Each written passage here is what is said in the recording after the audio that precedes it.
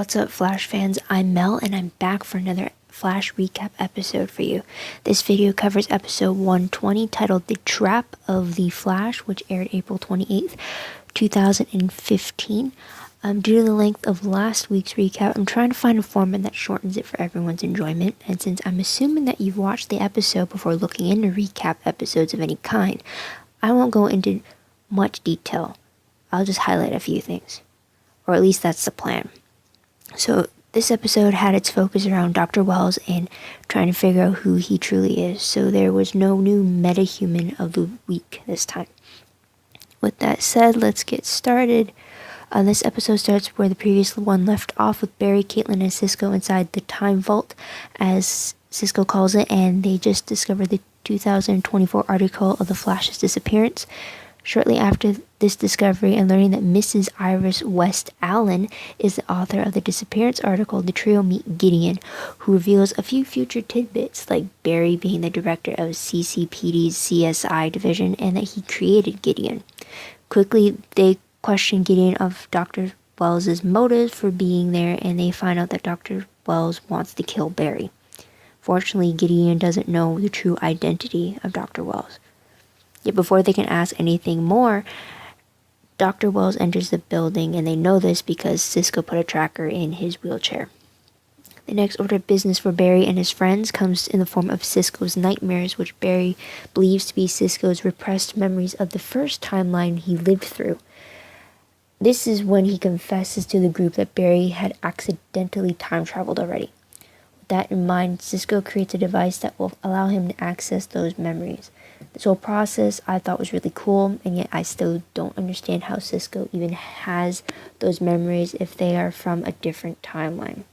Anyways, through that memory trip, they learned that Dr. Wells is really Eobard Thong, and that he killed Nora Allen, though it wasn't who he was targeting. With that confirmation, Barry wants to recreate it to obtain the confession so that he could free his father from prison. Some precautions are taken before Cisco willingly places himself in a repeat scenario with Dr. Wells. The only difference is that Caitlin is watching through the security footage while Joe and Barry are hidden within the same room as Cisco.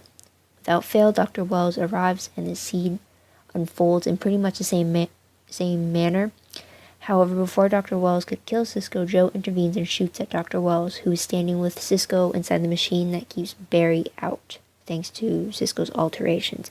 It was meant to keep Dr. Wells out, but anyways, the bullet kills Dr. Wells, but before Barry could get upset about not having a confession, Dr. Wells forms back into the form of Hannibal Bates, the shape-shifting metahuman from last episode.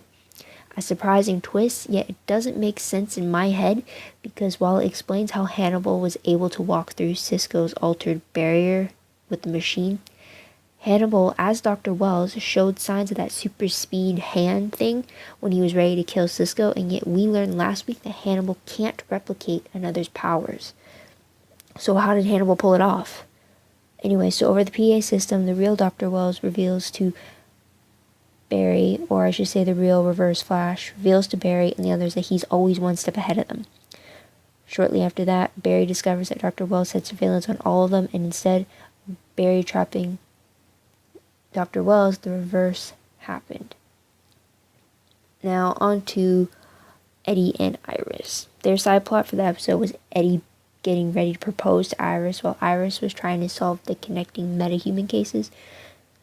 So Eddie doesn't get Joe's blessing about the proposal, and Joe tells Barry why he didn't give his blessing later on, and it is because he fears that Iris would be settling for Eddie when she has feelings for Barry.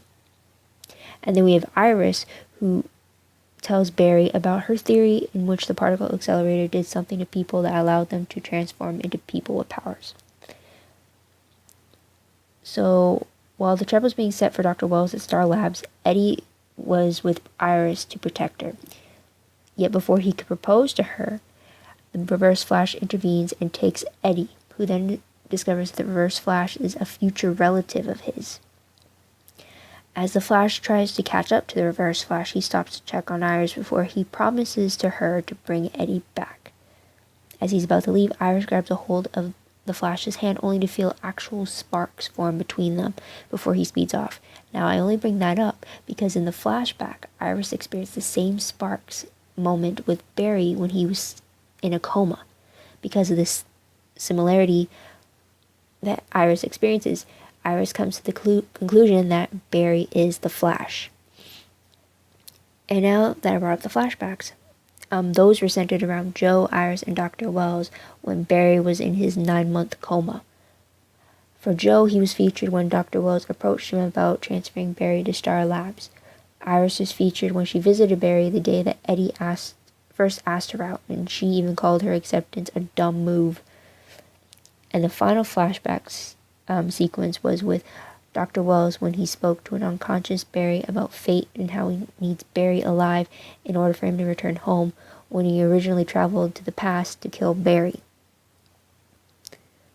Although isn't the Reverse Flash worried about changing so much of the past that he may not return in the future he originally left?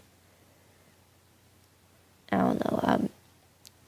That scenario just got me thinking of the TV show Charmed back in season 6 when time traveling came up. So anyways, on another side note, the only time Barry was out as the Flash to save people was during a building fire, and the way he extinguished that fire was pretty cool. He moved his arms fast enough that he created his own vacuum. And it was Dr. Wells who provided assistance once again, even saying that he believed in Barry. And it's in moments like that you forget the fact that the man actually killed Barry's mother. So with that said, I think I just summarized the episode. Didn't really mean to go in that depth, but oh well. So my top 3 favorite moments of the night would have to be 1, Gideon, 2, Cisco's alternate memories trip, and 3, the flashback of when Iris visited Barry. Now, Gideon is considered a favorite tonight for me because of all that was revealed to Barry, Cisco, and Caitlin. I just thought it was very interesting, and I found it kind of awesome that Gideon actually lied to Dr. Wells because Barry told it to. So it was just great to see that Barry's own device has loyalty towards him, even though he technically hasn't created it yet. And number 2, Cisco's trip down memory lane was a favorite tonight for me because I thought the whole experience was very cool and unique, and the way that it was shot, you definitely feel like you're on this trippy ride with Cisco. And even the way he reacted to the whole thing, saying how it felt so real, or getting distracted by the fact that his favorite shirt is what he was wearing. It's just, the whole scene was not only very informative for the team, but it was also amusing to have Cisco's side commentary about it before it got really serious for him.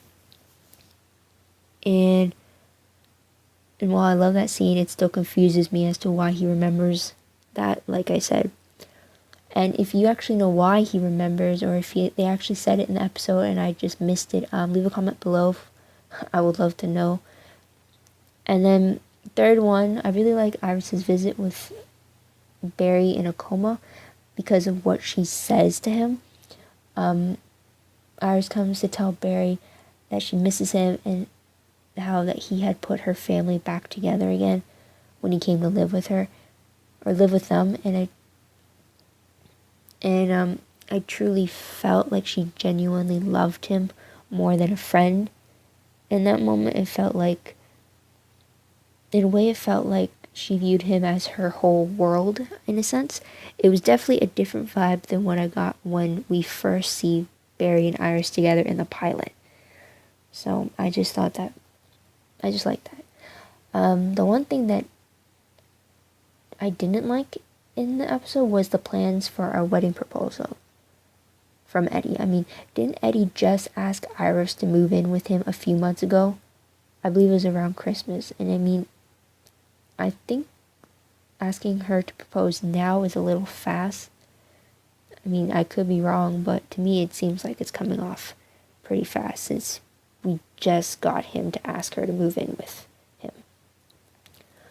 So that's pretty much it. So let's get to predictions. First off, here is the synopsis for episode 121, titled Grood Lives.